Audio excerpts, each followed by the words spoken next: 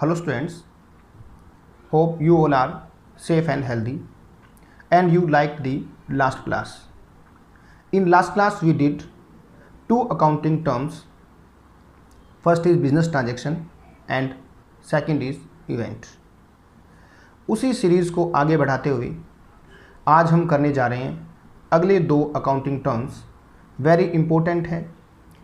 देखिए, पहला आज जो करेंगे वो है कैपिटल और दूसरा जो हमारा शब्द रहेगा वो है ड्राइंग्स। कैपिटल को हिंदी में पूंजी कहते हैं और ड्राइंग्स को हिंदी में आहरण कहते हैं। देखिए इनका वन बाय वन मीनिंग क्या होगा। कैपिटल किसे कहते हैं?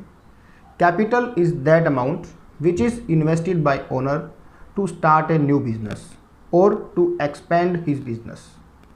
कैपिटल पूंजी वह राशि है जो बिजनेस के ओनर के द्वारा, व्यवसाय के मालिक के द्वारा किसी व्यवसाय को शुरू करने के लिए या उस व्यवसाय को जो पहले से चल रहा है उसे बढ़ाने के लिए मालिक ने कोई पैसा लगाया है तो वो क्या कहलाएगा? पूंजी कहलाएगा, उसे हम कहेंगे कैपिटल। स्टूडेंट्स, अब आगे जो नेक्स्ट बात आती है कि क्या मालिक केवल कैश के रूप में पूंजी लगा सकता है या अदर देन कैश भी पूंजी के रूप में वो लगा सकता है? तो क्या आंसर होगा? येस और नो?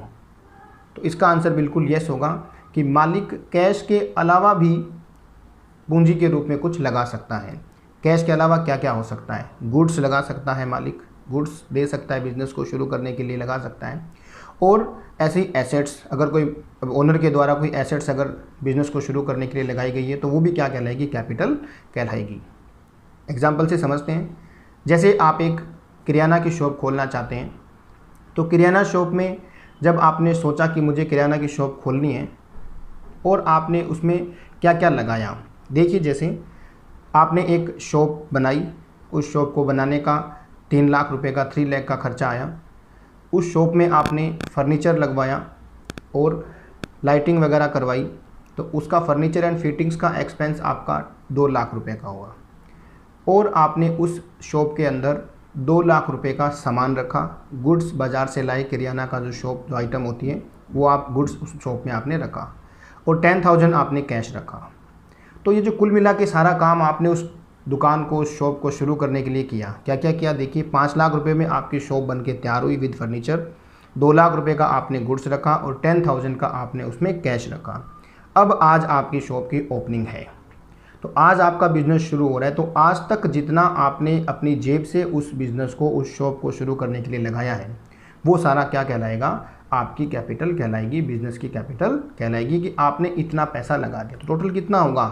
5 और 2 7 और 10,000, 7,10,000 आपकी कैपिटल कहलाएगी। क्लियर है? समझ में आई कि पूंजी कितनी हो गई आपकी? 7,10,000। अब आपने वो शॉप शुरू कर ली। अब क्या आपने जब शॉप शुरू की तो आपके जो पर्सनल एक्सपेंसेस होंगे, जो आपके घर के खर्चे होंगे, वो आप कहाँ से निकालेंगे? उसी शॉप से ही निकालेंगे।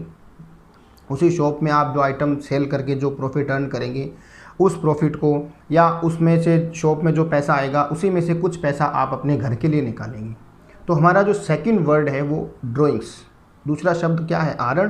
तो इसी से इंटरलिंक्ड है कि जब ओनर कोई अपने पर्सनल एक्सपेंस के लिए बिज़नेस में से कुछ भी निकाल लेता है, पैसा निकाल लिया या कुछ गुड्स अपने पर्सनल यूज़ के लिए निकाल लिए या कुछ आइटम थी वो अपने पर्सनल यूज़ के लिए निकाल लिया उसने, तो वो क्या कहलाएगा? वो ड्राइंग कहलाता है, आहरण कहलाता है।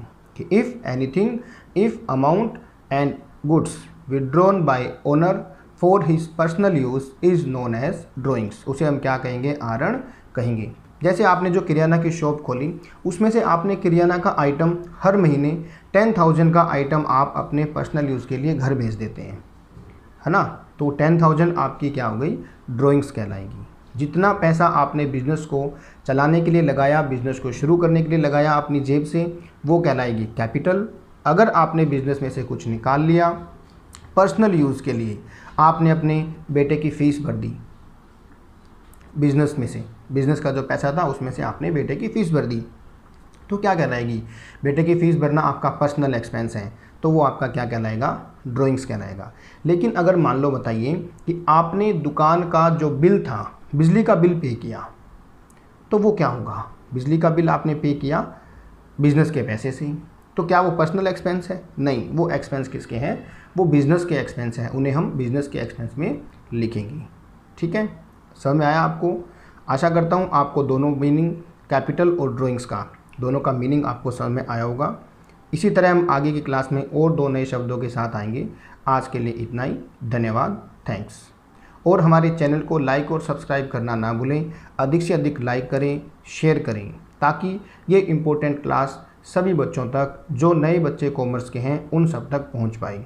धन्यवाद।